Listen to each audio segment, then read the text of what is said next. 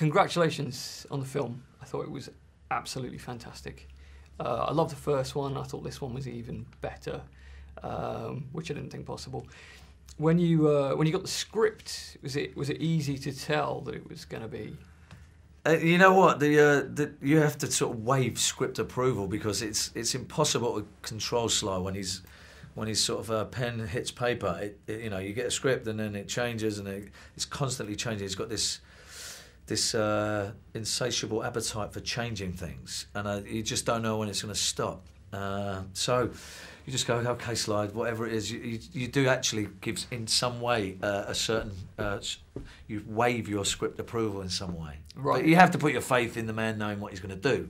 You know, the responsibility is big for him to succeed. So you just go with the flow, you know. Yeah, and do you do a lot of your work kind of on the fly then? I guess if he's coming up with stuff. Yeah, you don't try and sort of have this premeditated idea of how the scene's going to go because you know it all comes to life in the rehearsal, and he's very specific about timing and when a line should come and how that line should be, and he's very, very clear on that. Yeah. So for whatever ideas you have, sometimes you have to make things your own, and you can never sort of parrot what he would like.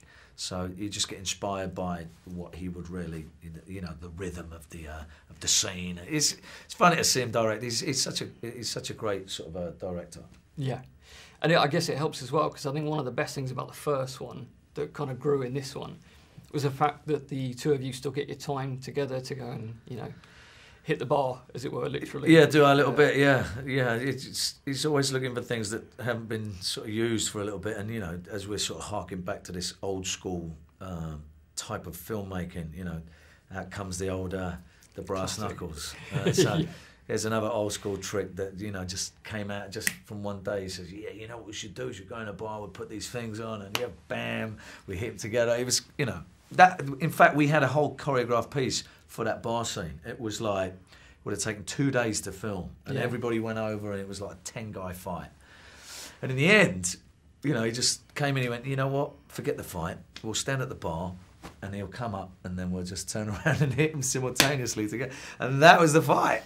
So you just never know what he's gonna say, what he's gonna do, and he does it because he gets that sort of instinctual sort of feeling on how something should go when he walks into a place. It's great. Yeah, absolutely.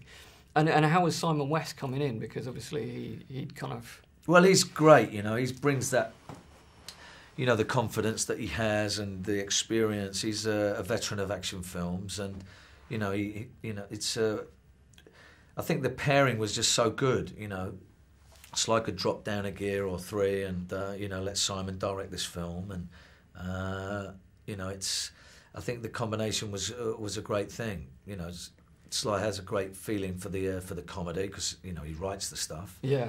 And you get the big cinema scope that Simon brings so well. Yeah, and I thought the humour as well this time around was even funnier. It was actually as on par with the action, I'd say. Yeah. You often, like in your films, you have quite a lot of humour going on with the kind of extreme violence, I guess. Yeah. Has that always been like something that you've enjoyed doing? Yeah, because people get bored. I mean, if you're just being the machine like sort of a chap that just kills all the the bad guys, and it just becomes very boring. People need a bit of light relief, and people can really, I feel they relate to humour, and so especially I do particularly. The Brits have a great appetite for that, and thank God that Sly does too. Okay. And I know it's a bit of a kind of traditional question, but this one, the lineup was just, for me, was incredible. Anyone that is still on your list that you'd like to see in the third one? Clint Eastwood for me. Yeah. I think he'd be top of my list. Yeah, that would be pretty awesome. Yeah, I don't know, he might be a hard man to track down, yeah, but he would certainly be my choice. Lovely. Yeah.